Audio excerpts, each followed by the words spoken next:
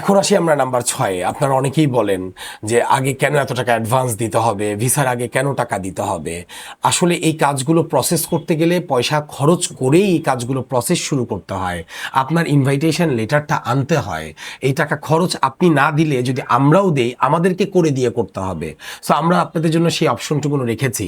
ওকে ওকে, কোনো অসুবিধে নেই, আপনি আমাদেরকে নিশ্চয়তা প্রদান করেন যে আমরা কাজটা করে দিলে আপনার কাজটা আপনি আমাদেরকে পেমেন্ট দিবেন।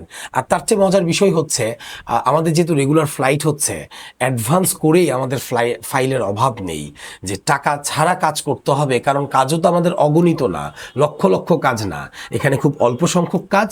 সো যদি আপনার আপনি এই যাত্রাটায় যেতে হয় যে কারো মাধ্যমেই, ভাই ইনভাইটেশন লেটার, ভিসার জন্য দাঁড়ানো, প্রত্যেকটা জায়গায় পয়সা খরচ করেই কাজটা ডেলিভারি করতে হয়।